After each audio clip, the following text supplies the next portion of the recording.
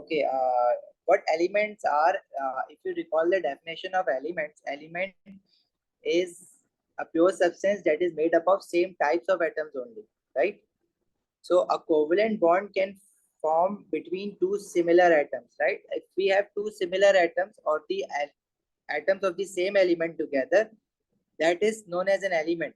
For example, Cl2 is an element because there are only two chlorine atoms in the molecule of Cl2 and both the chlorine atoms are from the same element. तभी तो इसको element कहते हैं.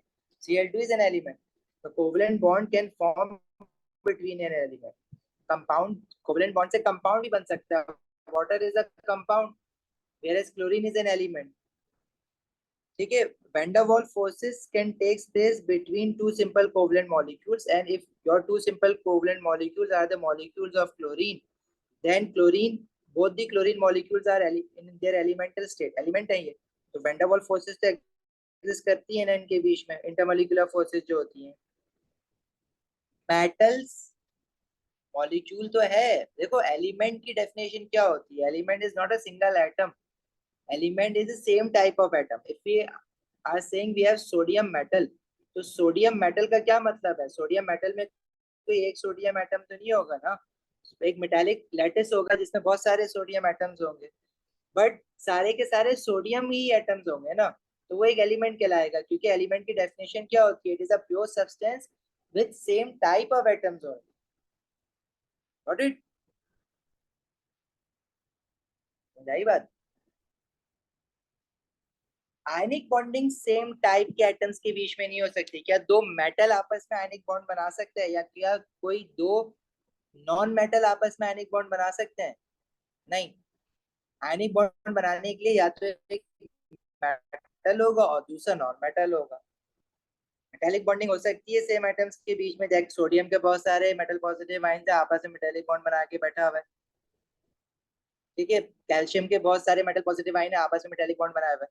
लेकिन ionic bonding के लिए एक metal और दूसरे नॉन मेटल का होना जरूरी है. तो ionic bonding always happens between a metal and a non metal. तो वो दो डिफरेंट एलिमेंट्स के बीच में होगी, तो उसको मैं एलिमेंट नहीं कह सकता, फिर वो कंपाउंड होगा. सही है, क्लियर है बात. फैजान, लाइबा, मोइल, रिदा, शयान, जोहा. यस सर, क्लियर है. ठीक है, तो इसका आंसर क्या होगा. आयोनिक.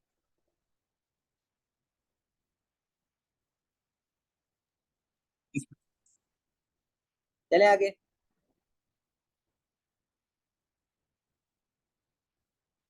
अच्छा, क्वेश्चन 2 में कह रहा है four substances have the physical property shown which substance is an ionic solid. We know ionic solids have high melting and boiling points due to giant ionic lattice. And ionic, तो ये तो नहीं हो सकता answer. And ionic solids, they do not conduct electricity in solid state because the ions are fixed. हमने एक chart बनाया था ना ionic bonding की प्रॉपर्टीज डिस्कस करते वक्त, physical properties of ionic compound में.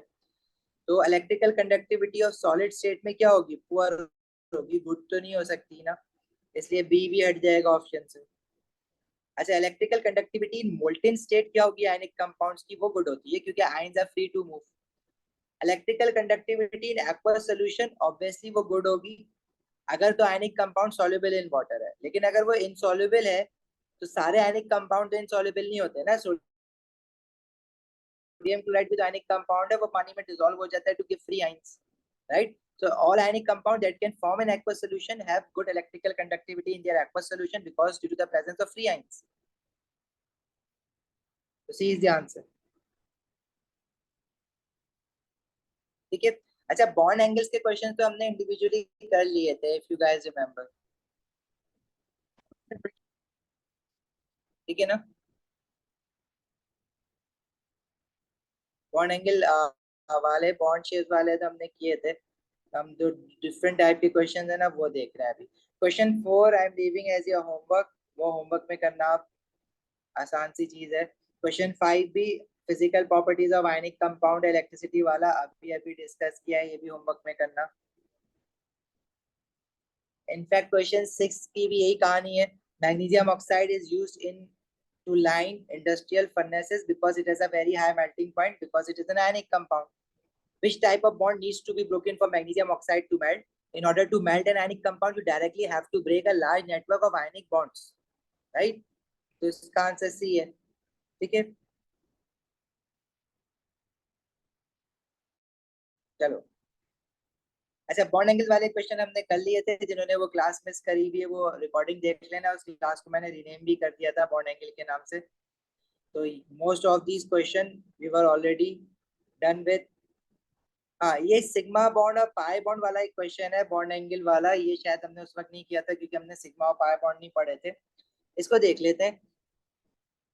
अच्छा, इसमें कह रहा है which row of the table is correct. Ammonia molecule, ammonium as a formula of NH3।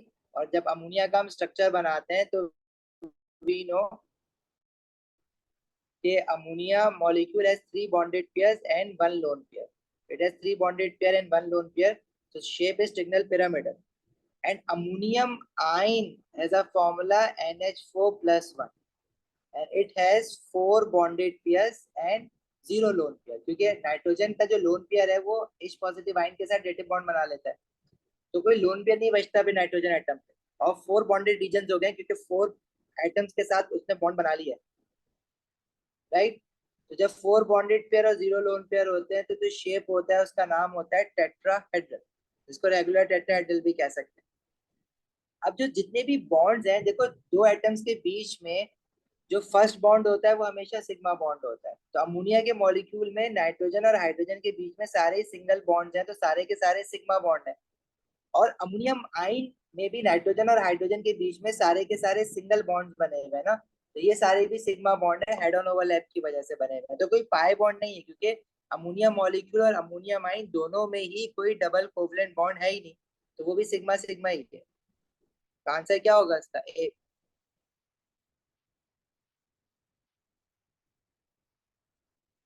ठीक है, आगे बढ़े। पूछना तो नहीं है किसी को कुछ?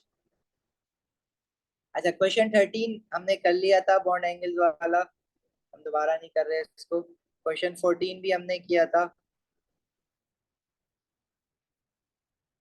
क्वेश्चन 15 में 15 किया था ना हमने?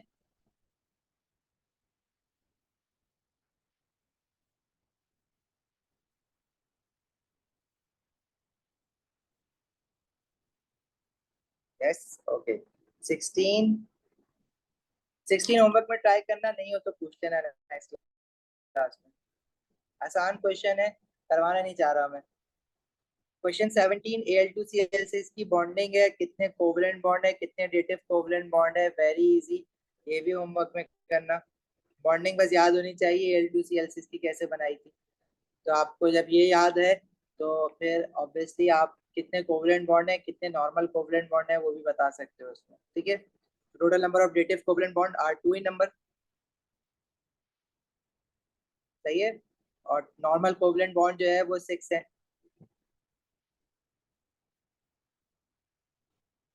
अच्छा, क्वेश्चन 18 अभी नहीं करने की जरूरत, ये छोड़ देना, ये इनऑर्गेनिक केमिस्ट्री का इसमें अलावा है क्योंकि पार्ट इसका बॉन्डिंग से रिलेटेड था, बट अभी आप नहीं कर सकते हो। Leave question 18 for now.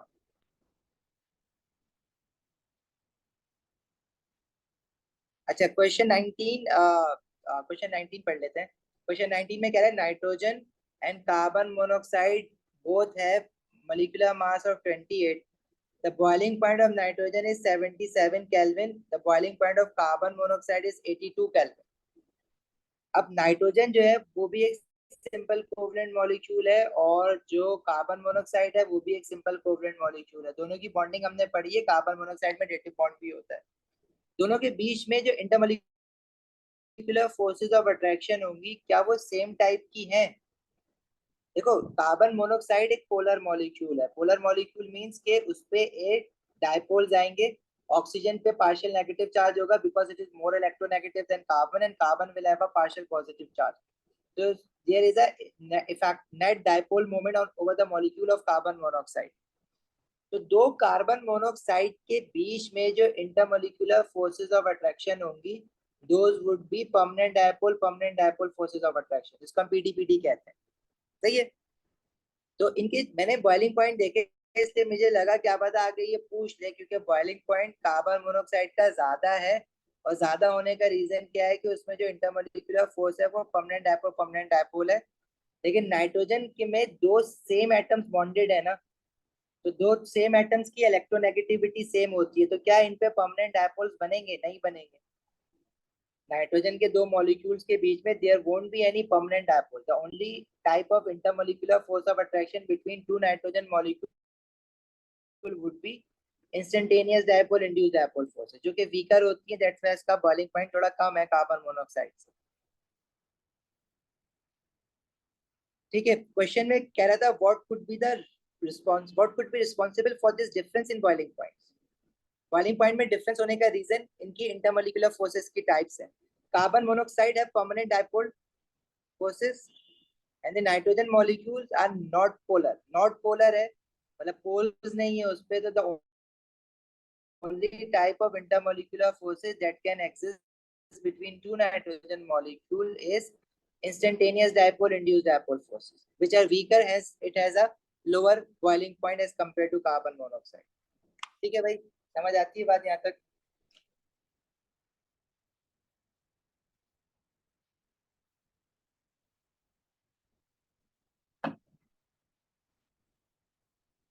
Twenty हमने किया था, हाइब्रिडाइजेशन के क्वेश्चंस भी हमने किए थे, राइट? क्वेश्चन 22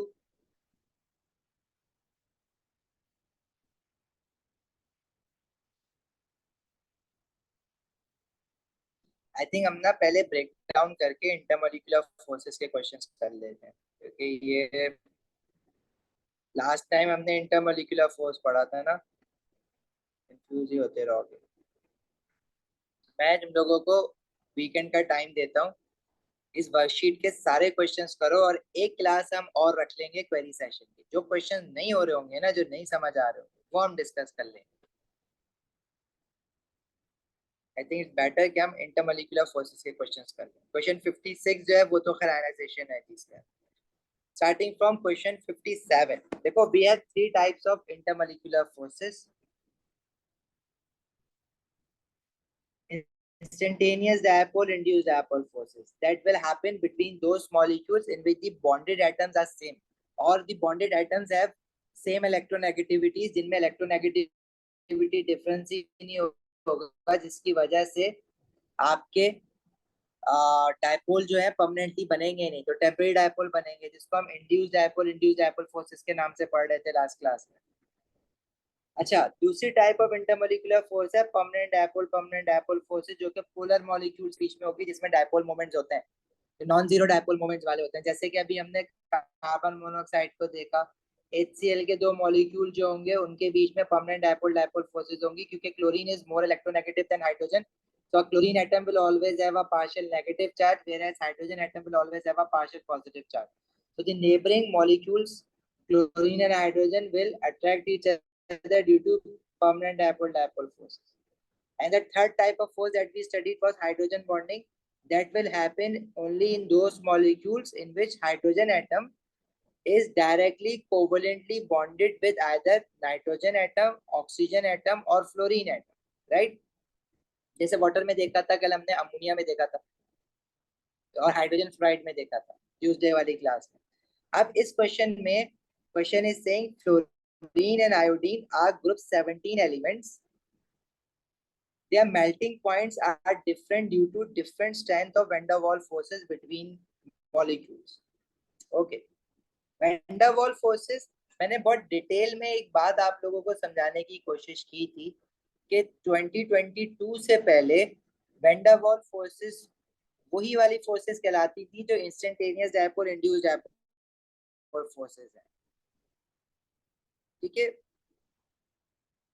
तो this was before 2022 in our syllabus, but after 2022 examiner कहता है कि भाई आप इंटरमोलिकुलर फोर्सेस को collectively van der Waals force बोलो, और जो first type of intermolecular force है इसको instantaneous dipole induced dipole force बोलो। सेकंड टाइप जो है उसको परमानेंट डायपोल बोलो, और परमानेंट डायपोल डायपोल की एक और ब्रांच निकाल दो, हाइड्रोजन बॉन्डिंग, वरना otherwise hydrogen bonding is a third type of intermolecular force. लेकिन कोई मसला नहीं है, हमने परमानेंट डायपोल डायपोल की इसको एक ब्रांच बना दिया। ठीक है, लेकिन instantaneous dipole induced dipole forces को भी वैन डर वाल्स फोर्स कहा जाता है और कलेक्टिवली सारी फोर्सेस को भी वैन डर वाल्स फोर्सेस कहा जाता है। तो अगर कहीं पे वो वैन डर वाल्स फोर्स का स्पेसिफिकली नाम ले रहे हैं ना, इट मींस कि वो instantaneous dipole induced dipole forces के बारे में बात कर रहे हैं। और अगर आपको नहीं समझ आ रहा है कि instantaneous dipole induced dipole forces के बारे में बात कर रहा है, तो आपको वो क्वेश्चन देख के ऑप्शन देख के खुद आइडिया हो जाएगा ना। If he is talking about fluorine, तो फ्लोरीन में दोनों फ्लोरीन एटम्स ही बॉन्डेड है, तो इलेक्ट्रोनेगेटिविटी डिफरेंस जीरो है। तो जब सेम एटम बॉन्डेड होते हैं तो सिर्फ only type of intermolecular force of attraction that can happen between the molecule is IDID, instantaneous dipole induced dipole, जिसको वो वैन डर वाल्स कह रहे हैं। और वैन डर वाल्स फोर्सेस दो चीजों पे डिपेंड करती हैं, एक डिपेंड करती है number of electrons in a molecule और दूसरा डिपेंड करती है surface area of contact.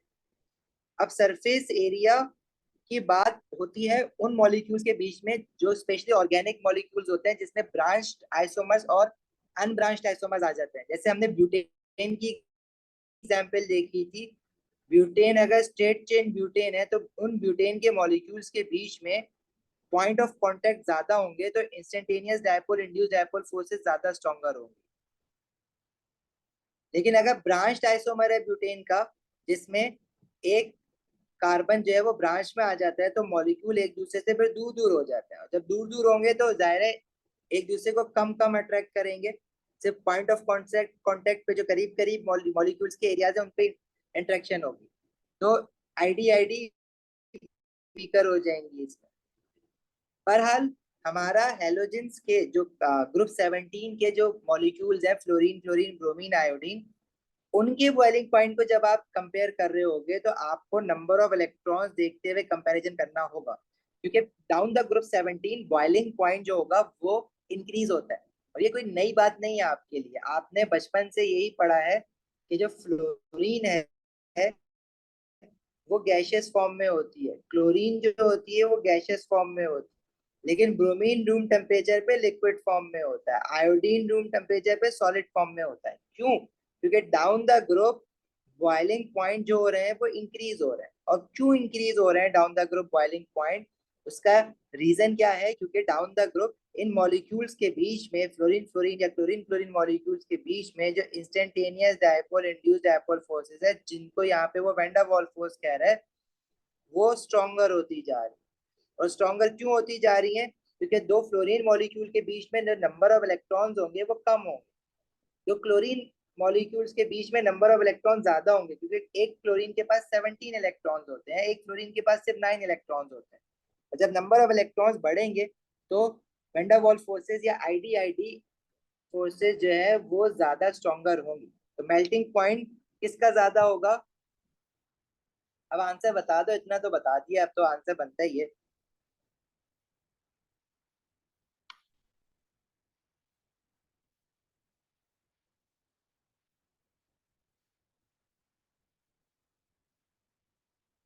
Faizan, Laiba,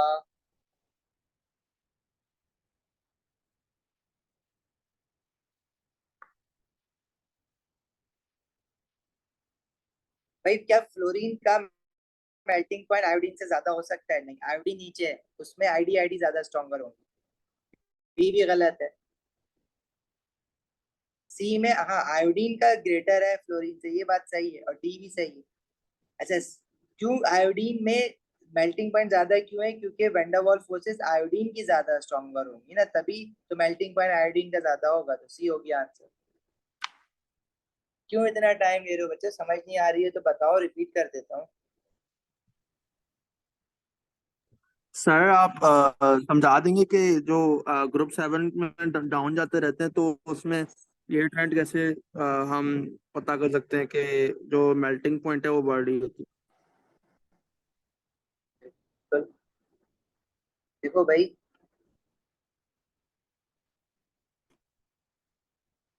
जो instantaneous dipole induced dipole forces हैं, क्लोरीन के दो मॉलिक्यूल्स के बीच में जो फोर्सेस होंगी वो सिर्फ और सिर्फ आईडी होगी, जिसको वो इस क्वेश्चन में वैन डर वाल्स भी कह रहा है। क्यों? इसमें परमानेंट डायपोल डायपोल क्यों नहीं है? क्योंकि दो फ्लोरीन एटम्स के बीच में क्या इलेक्ट्रोनेगेटिविटी डिफरेंस हो सकता है? नहीं, सेम इलेक्ट्रोनेगेटिविटीज है ना, तो Yes, sir. डिफरेंस जीरो होगा. Yes. It means shared pair of electron will stay in the middle, so there won't be any permanent dipoles. So there won't be any permanent dipole force. Hydrogen bonding तो है ही नहीं, hydrogen ही नहीं है इसमें. अच्छा, अगर मैं दो क्लोरीन के मॉलिक्यूल्स के बीच में यही फोर्सेस देखूंगा तो वो भी आईडी होंगी, लेकिन क्लोरीन के मॉलिक्यूल्स में जो आईडी फोर्सेस होंगी वो वीकर होंगी, वो सॉरी स्ट्रॉन्गर होंगी, नॉट वीकर. क्लोरीन के दो मॉलिक्यूल्स के बीच में जो आईडी फोर्सेस हैं वो स्ट्रॉन्गर है. और उसके स्ट्रॉन्गर होने का रीजन क्या है? क्योंकि देखो, जो इंस्टेंटेनियस डायपोल बनते हैं वो इलेक्ट्रॉन्स की वजह से बनते हैं. ज्यादा इलेक्ट्रॉन्स होंगे किसी एटम के पास तो ज्यादा इंस्टेंटेनियस डायपोल बनेंगे, ज्यादा इंस्टेंटेनियस डायपोल बनेंगे तो फोर्सेस स्ट्रॉन्गर होंगे. तो क्लोरीन मॉलिक्यूल में टोटल नंबर ऑफ इलेक्ट्रॉन्स कितने हैं? एक क्लोरीन एटम के पास 17 है, तो दो क्लोरीन एटम के पास टोटल 34 इलेक्ट्रॉन्स होंगे. एक फ्लोरीन के पास 9 इलेक्ट्रॉन्स है, तो फ्लोरीन मॉलिक्यूल में टोटल 18 इलेक्ट्रॉन्स होंगे. इसी तरह अगर ब्रोमीन के दो मॉलिक्यूल्स को कंसिडर करोगे तो ब्रोमीन के एक मॉलिक्यूल के पास नंबर ऑफ इलेक्ट्रॉन ज्यादा है. एक ब्रोमीन के पास 35 इलेक्ट्रॉन्स होते हैं, तो दो ब्रोमीन के मिला के जो है वो 70 इलेक्ट्रॉन्स हो जाएंगे. तो नंबर ऑफ इलेक्ट्रॉन्स बढ़ रहे हैं down the group, TTG is down the group as number of electrons are increasing. So it means van der Waals forces या instantaneous dipole induced dipole forces become stronger. ठीक है, जिसकी वजह से down the group melting point या फिर boiling point increase होगा. मजा आ गया. बिल्कुल माहम, आयोडीन में नंबर ऑफ इलेक्ट्रॉन ज्यादा. ठीक है भाई, क्लियर है आप सबको? आप आगे बढ़ सकते हैं. तो आयोडीन का मेल्टिंग पॉइंट फ्लोरीन से ज्यादा होगा, और रीजन बीइंग बिकॉज आयोडीन में इंटरमोलिकुलर फोर्सेस ज्यादा स्ट्रॉन्गर हो. रीजन क्योंकि उसमें number of electrons iodine molecule में ज्यादा है.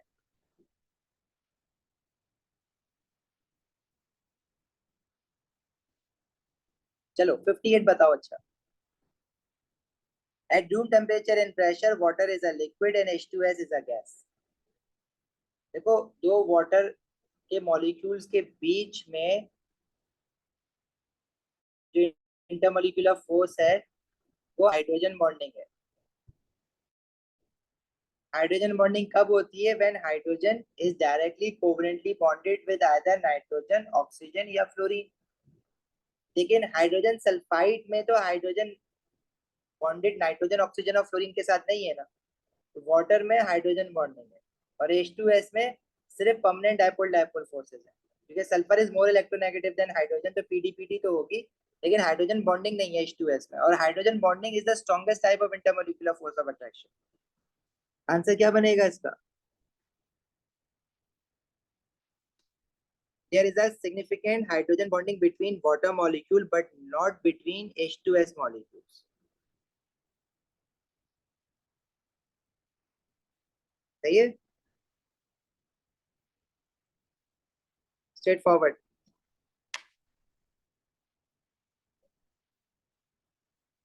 आगे बढ़े.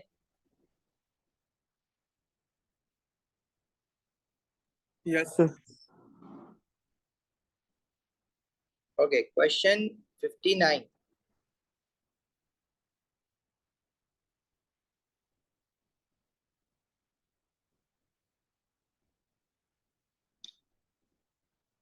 Crude oil is a mixture of many hydrocarbons ranging in size from 1 to 40 carbon atoms per molecule. The table below shows the boiling point of some alkanes, और down the homologous series we know that boiling point increase होते हैं. अच्छा, इसमें कुछ चीजें organic related हैं जो obviously आपको अभी नहीं आएंगी, लेकिन मैं ना एक बस आपको हिंट बता देता हूँ, थोड़ी सी बैकग्राउंड नॉलेज दे देता हूँ जब आप ऑर्गेनिक केमिस्ट्री में आगे पढ़ोगे. इसमें सिंपल ये पूछा है, what is the correct explanation for the difference in boiling point of 3 isomers with the MR72. तो देखो, एक तो पेंटेन का मॉलिक्यूलर मास 72 है,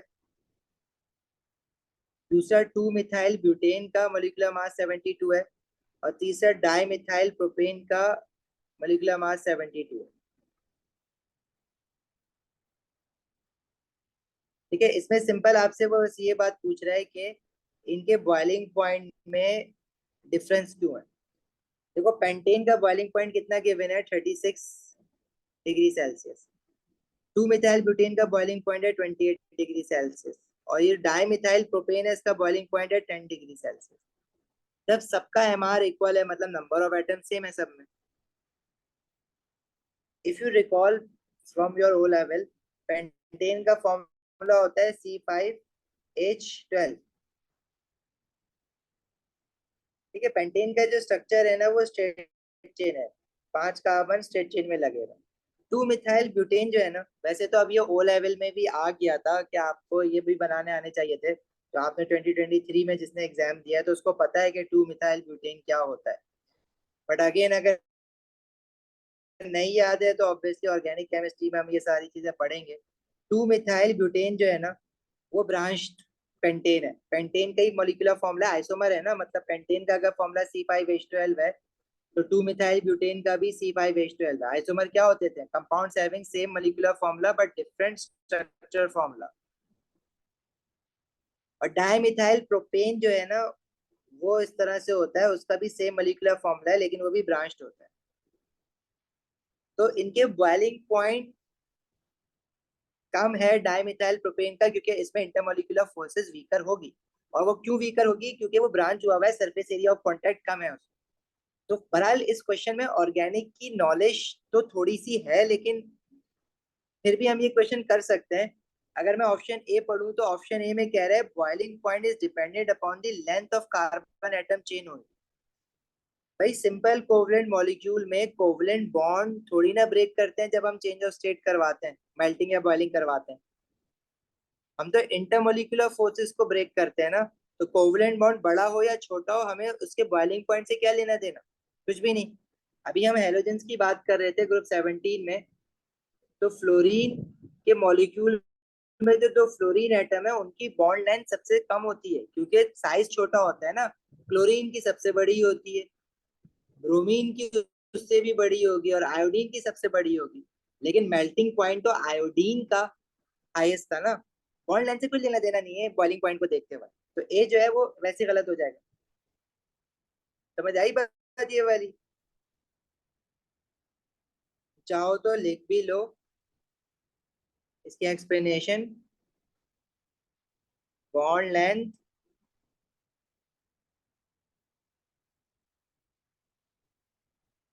इन a covalent molecule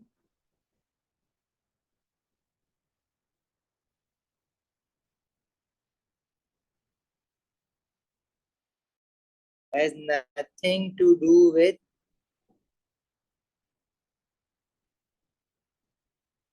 boiling point। अच्छा, बी में कह रहा है increase branching on a carbon atom chain increases the boiling point. देखो ब्रांचिंग इंक्रीज होने से क्या होगा, ब्रांचिंग इंक्रीज होने से हमारे पास surface area of contact decrease होगा। तो उसकी वजह से क्या बॉइलिंग पॉइंट को इंक्रीज होना चाहिए, उसकी वजह से तो बॉइलिंग पॉइंट को डिक्रीज होना चाहिए, ना कि इंक्रीज होना चाहिए। ये बात इसने लिखी भी तो है, लेकिन ये बात गलत लिखी हुई है। हाँ ब्रांचिंग आ रही है हमारे पास, लेकिन ये बात ही पूरी गलत लिखी है उसने। What?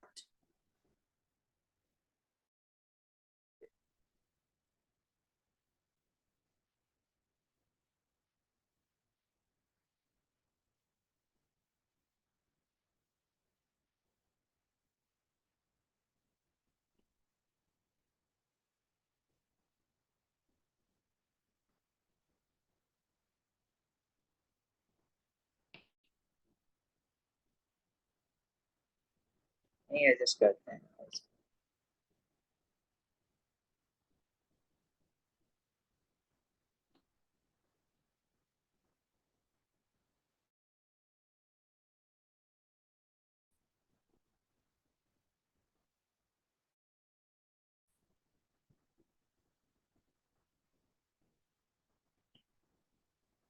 देखो जो ऑप्शन बी है ना, तो आप इसके बारे में याद रखो, branching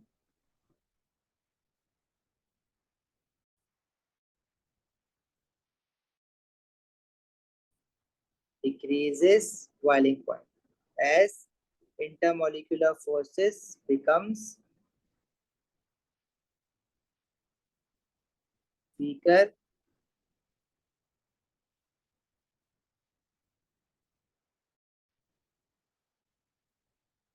due to decrease in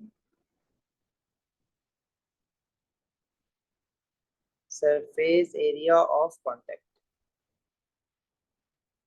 सही है, इसलिए भी गलत है। सी में कह रहा है increase in branching reduces the strength of intermolecular hydrogen bonding. Hydrogen bonding तो तब होगी ना जब हाइड्रोजन जो है वो नाइट्रोजन ऑक्सीजन या फ्लोरीन के साथ बॉन्ड होगा। अब ये सारे हाइड्रोकार्बन हैं, क्रूड ऑयल में सारे हाइड्रोकार्बन होते हैं, कार्बन और हाइड्रोजन, नाइट्रोजन ऑक्सीजन फ्लोरीन तो कहीं है ही नहीं ना इसमें, हाइड्रोजन बॉन्डिंग का तो लेना देना ही नहीं है। बचा डी। डी में कह रहे हैं increase branching reduces the strength of intermolecular van der Waals forces, right. तो द आंसर इज डी।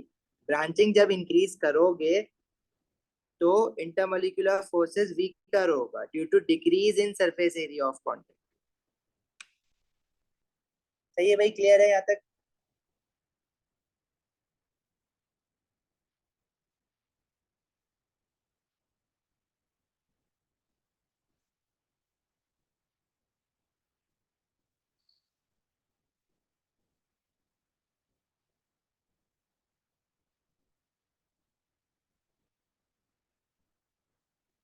आगे बढ़े।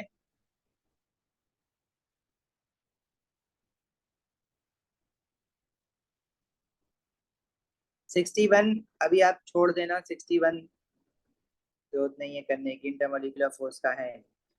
62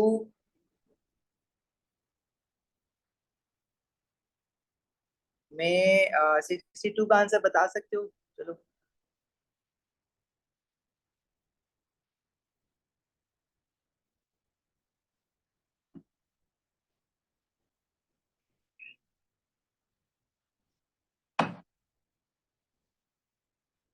The presence of dipoles helps to explain why the element bromine and compound CHCl3 exist at liquid at room temperature. Bromine के molecules के बीच में जो force होगी, क्योंकि सेम एटम्स बॉन्डेड है, तो सिर्फ और सिर्फ कौन सी फोर्स होगी? इंड्यूस्ड डायपोल, इंस्टेंटेनियस डायपोल या इंड्यूस्ड डायपोल। उसने सिर्फ इंड्यूस्ड डायपोल लिख दिया, लेकिन ऑब्वियसली वो ही फोर्स है ना, instantaneous dipole, induced dipole. Permanent dipole तो नहीं है ना ब्रोमीन में, तो ए और बी तो वैसे गलत हो गया।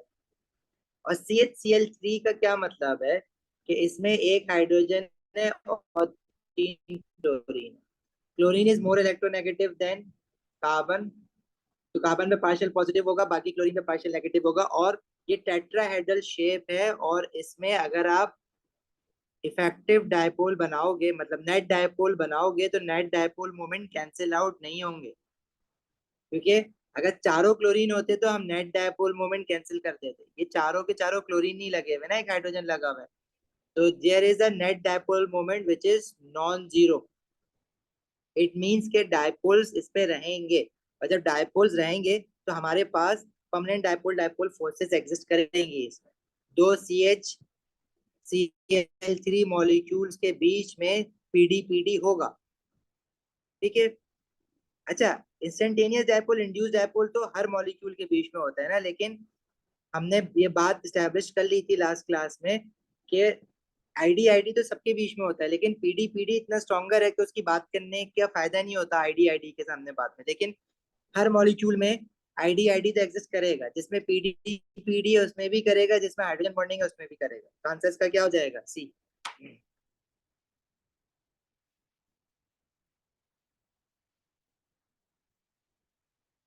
क्लियर है? आगे बढ़े।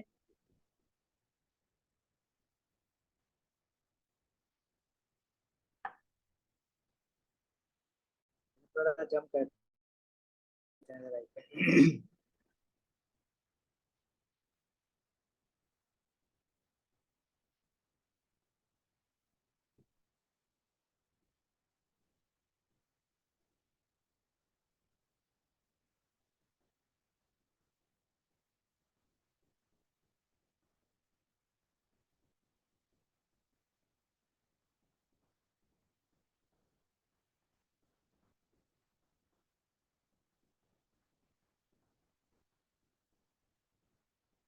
क्वेश्चन 64 तो कर लेना। अच्छा 64 में कह रहा है in which change would only van der Waals forces have to be overcome by van der Waals force. Now here he means IDID forces, instantaneous dipole induced dipole forces. देखो ये कंफ्यूजन होगी थोड़े पुराने क्वेश्चंस में ना कि अब van der Waals force किसको कहना चाह रहा है वो। अगर वो नए सिलेबस के हिसाब से वैन डर वाल फोर्स को देखो तो उसमें सारी तरह की फोर्सेस आ जाती हैं। और जब आप दो सिंपल किसी भी सिंपल कोवलेंट मॉलिक्यूल का चेंज ऑफ स्टेट करवा रहे हो तो आपको वैन डर वाल फोर्सेस तो ब्रेक करनी है, क्योंकि चाहे कोई भी टाइप ऑफ फोर्स ब्रेक कर रहे हो वो वैन डर वाल है। लेकिन ये बेसिकली आईडीआईडी की बात करना चाह रहा है, सिर्फ instantaneous dipole induced dipole forces. ठीक है, तो अब आंसर बता दो जरा, मैं टाइम देता हूँ, सोच के बता दो। मतलब मैं इस क्वेश्चन को चेंज ही कर देता हूँ ना, in which change would only instantaneous dipole induced dipole forces have to be overcome. चलो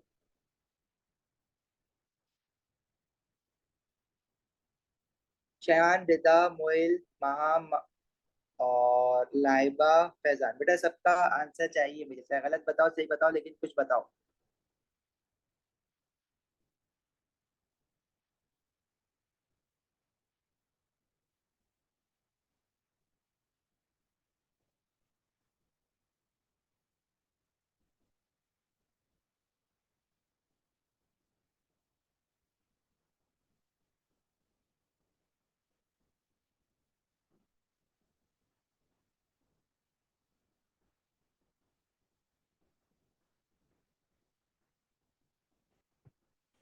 melting of ice water molecule है, और वाटर मॉलिक्यूल के दो मॉलिक्यूल में हाइड्रोजन जो है डायरेक्टली बॉन्डेड विद ऑक्सीजन, तो इसमें तो हाइड्रोजन बॉन्डिंग होगा ना। हाँ, अब अगर आप ये कह रहे हो कि हाइड्रोजन बॉन्डिंग के साथ साथ आईडी भी तो होगा, लेकिन हम लोग ना strongest type of intermolecular force की बात करेंगे। ठीक है, तो आप स्ट्रॉन्गेस्ट टाइप की बात करोगे, हमने तो आईडी पूछा है ना सिर्फ। तो वाटर की मेल्टिंग के लिए आपको आईडी के अलावा पीडी भी ब्रेक करनी है और हाइड्रोजन बॉन्डिंग भी ब्रेक करनी है। ठीक है, आईडी तो ब्रेक करनी है, लेकिन आपको पीडी और हाइड्रोजन बॉन्डिंग भी ब्रेक करनी है। वो पूछ रहा है सिर्फ आईडी किस में ब्रेक करनी है, ओनली आईडी लिखा हुआ है ना, तो बी तो हो गया गलत।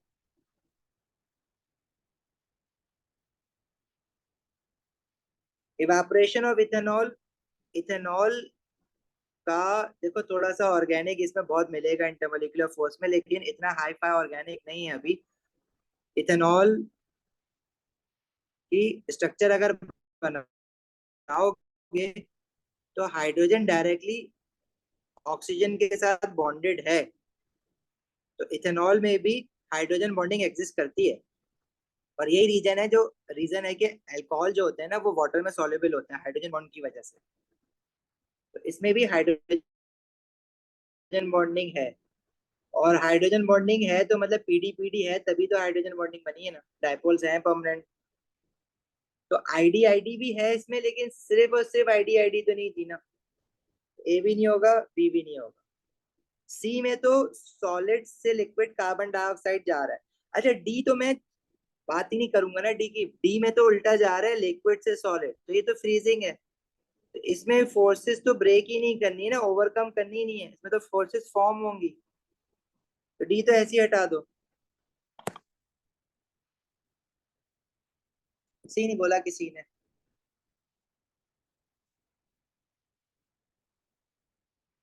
अब पूछो सी क्यों।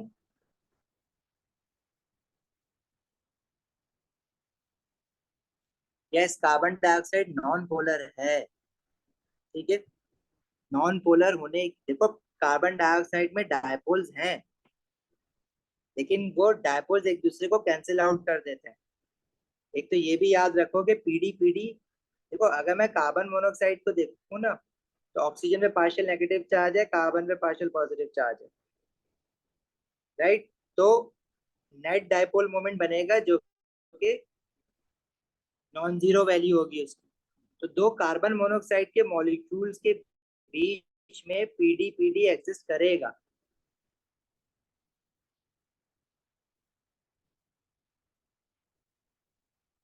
Right, but if you talk about carbon dioxide ना, तो इसमें दो ऑक्सीजन है। अब कार्बन less electronegative है than oxygen, so oxygen will have a partial negative charges and carbon will have a partial positive charges, right? तो इसमें dipole moment, carbon dioxide molecule को अगर देखो तो डाइपोल मोमेंट है, इंडिविजुअल डाइपोल मोमेंट तो है लेकिन इक्वल एंड अपोजिट है, तो एक दूसरे को कैंसिल आउट कर देंगे, तो जो नेट डाइपोल मोमेंट बनेगा वो जीरो बनेगा दोनों मॉलिक्यूल में। और जब नेट डाइपोल मोमेंट जीरो हो जाता है तो despite having dipoles, permanent dipoles हैं इनमें, लेकिन नेट डाइपोल मोमेंट जीरो होने की वजह से वो एक दूसरे को अट्रैक्ट नहीं करते, तो इसमें पीडी पीडी नहीं होगी। हाँ, आईडी आईडी होगी, आईडी आईडी है, check, but there is no PD PD. और हाइड्रोजन बॉन्डिंग का तो सवाल ही नहीं बन रहा ना कोई, क्योंकि हाइड्रोजन ही नहीं है इसमें। कार्बन मोनोऑक्साइड को देखो तो इसमें क्या आईडी आईडी है, आईडी आईडी सब में होता है भाई। पीडी पीडी है, यस पीडी पीडी भी है, और हाइड्रोजन बॉन्डिंग का सवाल ही नहीं है इसमें। पाई और सिग्मा बॉन्ड पे आ गए हो, चलो माम अगर क्वेश्चन याद आ गया है। अच्छा एक मिनट कंप्लीट कर दूं मैं। तो कार्बन डाइऑक्साइड का मॉलिक्यूल जो है ना वो नॉन पोलर है, और नॉन पोलर में पीडी पीडी नहीं होता। Non polar molecule does not have PD PD forces even after having permanent dipoles.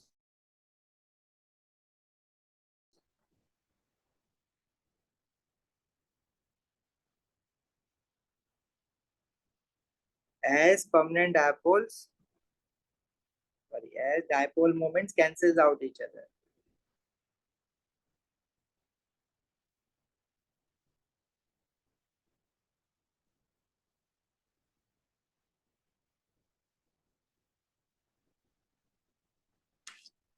ठीक है,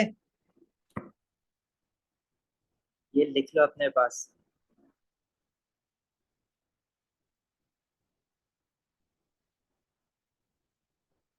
अच्छा, सिग्मा और पाई बॉन्ड महाम बच्चे, इसमें दो एटम्स के बीच में जब भी कोई पहला बॉन्ड बनता है वो सिग्मा होता है, बाकी सारे पाई होते हैं। तो कार्बन और राइट वाले ऑक्सीजन के बीच में जो पहला बॉन्ड होगा वो सिग्मा होगा, दूसरा पाई होगा। सिमिलरली कार्बन और लेफ्ट वाले ऑक्सीजन को मैं अलग से देखूंगा उनके बॉन्ड, तो उसमें भी एक सिग्मा होगा और एक पाई होगा, तो टोटल दो सिग्मा बॉन्ड है और दो पाई बॉन्ड है कार्बन डाइऑक्साइड मॉलिक्यूल में। ठीक है,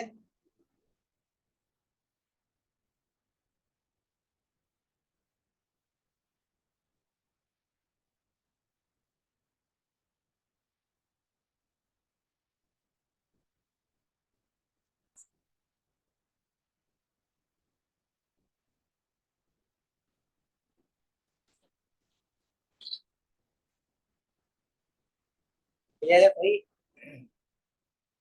चलो, अब कार्बन डाइऑक्साइड जब सॉलिड से लिक्विड स्टेट में जाएगा तो कार्बन डाइऑक्साइड में हमने देख लिया है कि सिर्फ और सिर्फ आईडी आईडी फोर्सेस है, पीडी पीडी है ही नहीं। तो melting of solid carbon dioxide, we have to just overcome the instantaneous dipole induced dipole forces.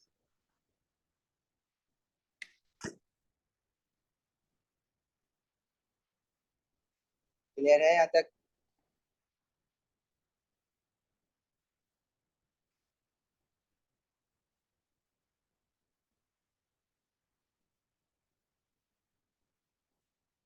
आगे बढ़ूं?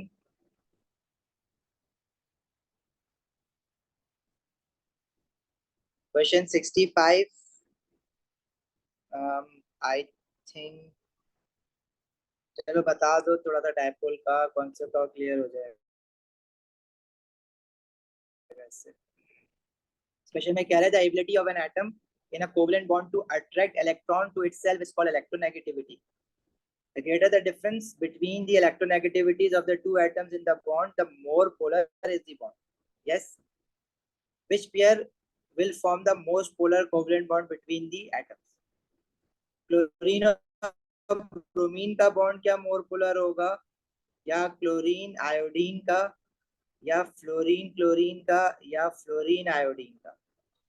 तो ये सारे ग्रुप 17 के एलिमेंट्स हैं and down the group electronegativity की वैल्यू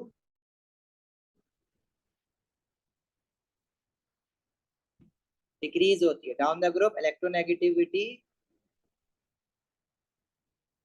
डिक्रीजेस, राइट।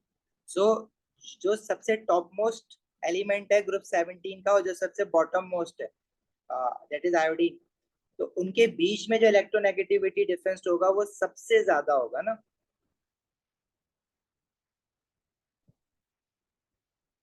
राइट। तो सबसे बड़ा इलेक्ट्रोनेगेटिविटी डिफरेंस फ्लोरीन और आयोडीन के बीच में, तो उनमें जो डायपोल्स आएंगे वो सबसे ज्यादा बड़े या स्ट्रॉन्गर आएंगे। The answer should be D. Rita बेटा एक काम करो, जल्दी से ना अपना ईमेल एड्रेस मुझे मैसेज करो व्हाट्सएप पे, मैं एक्सेस देता हूँ अभी। सब बाकी सबके पास है एक्सेस ड्राइव का? Yes, sir. ओके, मुझे जल्दी से वो भेजो रिता, अपना व्हाट्सएप पे ईमेल एड्रेस, मैं एक्सेस भेज रहा हूँ। क्लियर है भाई? देखो बॉन्डिंग के क्वेश्चन मुश्किल है, specially MCQs. Make sure next class में, चलो पेपर 2 अगर नहीं हो पाते ना सारे, पेपर 1 तो करो, और फिर जो इसके मिक्स क्वेश्चन करेंगे। अभी तो हम सिर्फ इंटरमोलिकुलर फोर्सेस देख रहे थे आज, हमने अलग अलग टॉपिक्स के साथ अलग अलग वैरायटी के क्वेश्चंस करे हैं इसके, अब हम मिक्स करके करेंगे बॉन्डिंग को। तो एक क्लास में और लगा दूंगा पेपर 1 पे, मैं एक क्लास और पेपर 2 पे लगा दूंगा। बॉन्डिंग समझ आ गया तो आगे के चैप्टर्स ज्यादा आसान हो जाएंगे समझना। सही है? हाँ, हम ईमेल एड्रेस भेजोगे तो मैं चेक कर लूंगा, बगैर ईमेल एड्रेस के चेक नहीं कर सकता। ईमेल एड्रेस मैसेज कर दो जल्दी से व्हाट्सएप पे। ठीक है, चलो जा सकते हो अभी आप लोग। अल्लाह हाफिज।